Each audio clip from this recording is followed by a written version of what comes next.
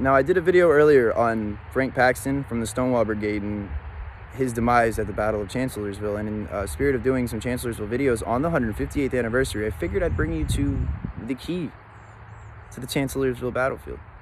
However, I'm not actually at the key. I am a good distance away from it, but the key is in the viewshed here. That clearing, that strip of land, that swath cut out in the woods that you see behind me is known as Hazel Grove. And Edward Porter Alexander coins Hazel Grove a gratuitous gift. What a most gratuitous gift of a battlefield. And the reason that he will coin that phrase is because it is absolutely that. The clearing itself sits on a very, very sizable plateau from where we're at here in what is known as the Fairview clearing. All right. Now that plateau is perfect for artillery. Now the Chancellorsville landscape is what we call the wilderness, a dense second growth forest for about 70 square miles in the Spotsylvania County. The wilderness gives you maybe a 10-foot visibility, so for military maneuvers and troop movements, that's quite a bit of a problem.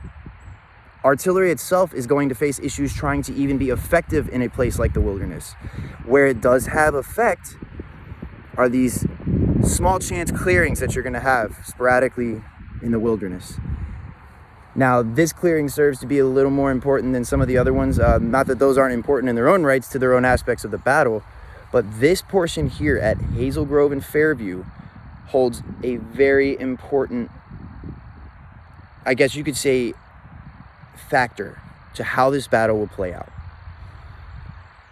And many of you that have been to Gettysburg and know the story of Dan Sickles moving his corps to the front to create a salient over there by the peach orchard, that move could be directly attributed to his experience here at Fairview and Hazel Grove.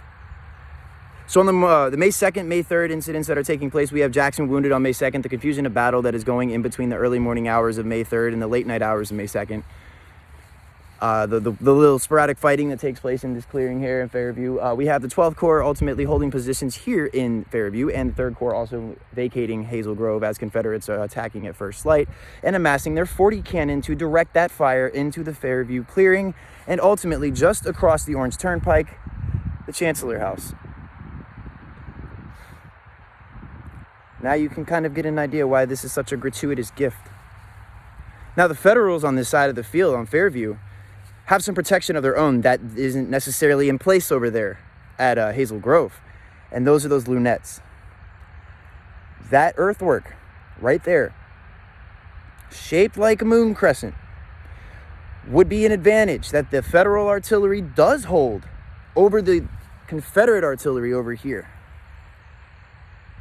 The Confederates don't have that in place. They do have that plateau and they do have a lot of guns, and they could have even amassed more. But there wasn't enough room in the clearing, and there wasn't enough room for those guns to focus the fire in Fairview. So even if there was room in the clearing, there wouldn't be enough room to fire here at Fairview. Now the Confederates will attack George Doles. Initially, before he's actually able to capture and hold Fairview earlier in the morning, makes a probe into Fairview after they've established a position at Hazel Grove over there. And when they establish that position here, he is arriving as the 12th Corps, specifically Geary from the 12th Corps, is kind of vacating his trench to orient himself in a different position of battle to face a different threat.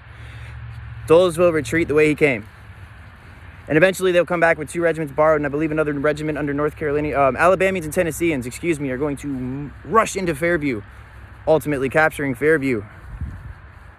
As a movie, I just want to give you guys another view of some of those lunettes and some of the artillery positions, because I feel like as the Park Service does maintain Fairview exceptionally well, I am very happy to see how it's always been maintained, and it's one of my favorite spots to just kind of come out and really reflect, because you have that opportunity. It gives you one of those rare sights on a battlefield to really see and visualize what it would have looked like, especially due to the fact that this area here somewhat really does kind of replicate the 1863 appearance, minus the fact that we have a active highway.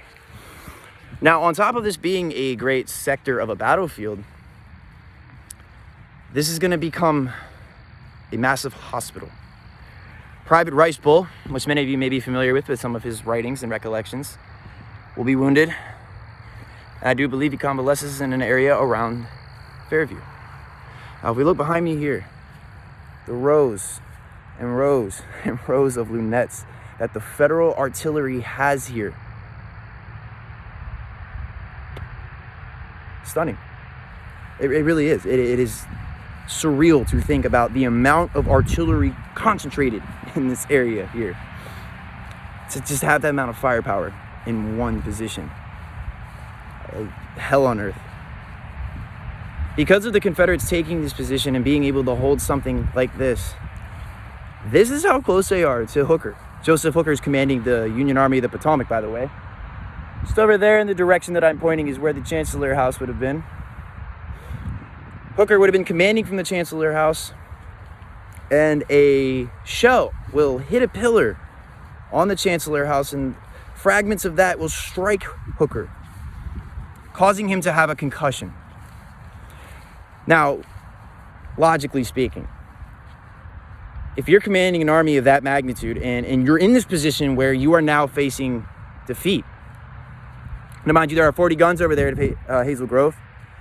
Confederates are now capturing Fairview, so this clearing is about to be in Confederate hands, and you're just over there across the turnpike. That's the thing separating you, and the Union Army is digging in and forming a position in order to retreat.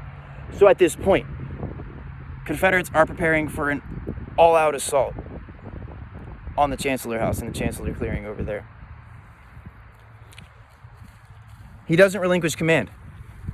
He stays in command, and he orders another line constructed. We call it today Hooker's last line. Because of this ground being captured, because of this ground being focused on, because of something that is extremely hard to do, and Lee's actually attempted this thing multiple times, including the 7 days campaigns and prior, what he has tried to do is connect his forces in battle at the point of contact. He does it here with Jeb Stuart in command. Now, Stuart is a cavalry commander, not an infantry commander. In spite of Jackson being out because of that wound that he received at the hands of his own troops, Stuart is in place. And Stuart, he is going to be acting infantry command. And his acting infantry command, if you will, gives him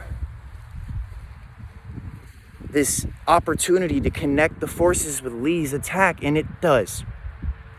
And I think because of that as well, that plays into the success that the Confederates will have at Chancellorsville. And their obvious gift of a battlefield should be looked at not only because of the artillery attributes and achievements that they have been able to accomplish here, but because I think of that infantry connection alone. You know, Chancellorsville has so many things that you can consider great. The flank attack, the dividing of a corps. You have Jackson marching 20,000 men in a corps, leaving with Lee with about roughly 14,000 to stem off Hooker's forces, which greatly outnumber what Lee left. The Chancellor House will catch fire. It will burn down. And while it's on fire and troops are scattered and running and it's chaotic and there are cheering and hooping and hollering, Lee is parading around the Chancellor House in victory. Confederates do seal the end of the Battle of Chancellorsville on May 3rd here in this clearing. Not to also factor in what's taking place in Fredericksburg. We have the Second Battle of Fredericksburg taking place all the way up to May 5th, even up into May 6th. This is the end here, though. The fighting ends here. It takes place a little bit by the Chancellor House. You know, Lee's going to be moving Confederates forward. But it all culminates to this, at Chancellorsville. Again, this is the site of a vast hospital. Rice Bowl's here. Men are dying in this field. Men are being operated on this field. They're wounded. They're writing letters to loved ones. So it goes beyond a battle. It is human. That should bring it home. This is a grave for many people. There was a quarry over here at one point, I believe. It was like a mechanic's garage. The driveway's still even there. And if you were to venture into the woods, you could see remnants of that. You can see old pieces of car motor. So that also gives us another opportunity to teach something here too. It's preservation. That is now gone. That eyesore is not here. The Chancellorsville family, the Chancellor family, they're in there. That's the cemetery. That's the Chancellor family cemetery. That's over here. We have this still. because of places like the National Park Service, because of places like the American Battlefield Trust. We have places like the Civil War Preservation Trust, which actually was the ABT. And then we have local places too. We have the Central Virginia Battlefield Trust. They do a lot of great work around here. And all these organizations are great for you to donate, but you can volunteer at places like your national park and get involved. So I also wanted to tell you in the end of this, you have a beautiful battlefield like we do at Chancellorsville. A lot of it's saved, a lot of it isn't. We've had places like neighborhoods built, and you can see where the urban sprawl has actually just completely wiped out parts of the battlefield that would have been, just tremendous to have to study. But the fact that we have a place like this, as important as Fairview and Hazel Grove is, and even with a little bit of Hazel Grove that we have, we still have Hazel Grove. That's what matters. Folks, again, I told you this is number 2 of the videos that I do plan to put out and do more of. And, I can revisit some of these sites too after we do some trial and error and see how these go. Obviously, we want to get better equipment. But I do thank you for giving the time if you have decided to watch and join out here with us. I will go ahead and do one more little video today focusing on Hazel Grove.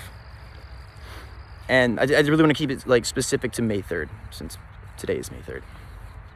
They're different. I'm not going to be very formal in any of these videos. I literally wanted this to be more of a conversation, to keep it really what our page is about. And, our whole brand, I guess, with Mr. Oculio is to bring it to a conversation. We want to keep it factual. We want to keep it real. But we also really want to have your opinion. We want to hear what you think about these battlefields. How going to a place like Fairview and being able to spend hours and hours and hours out on these fields, looking at it, studying each piece of grass and each undulating terrain piece that you just get to walk out. Any chance to use undulating, I'm going to. But when you have those, you have those battlefields to go to that have been saved, it's incredible to be able to do that, because I think you get an understanding that you're not going to get from your armchair. And I think many of you know that, because many of you do the very same. You read about this, you do some prep work with the books, you grab those books and you go to the darn fields, all out here. And then you learn all about it in person, on the same ground that those men walked on, died on, fought on. And it does leave for a very powerful experience. So again, if you guys watch again, thanks so much. I really appreciate it. Questions, comments, criticism, all welcome. See you at Hazel Grove.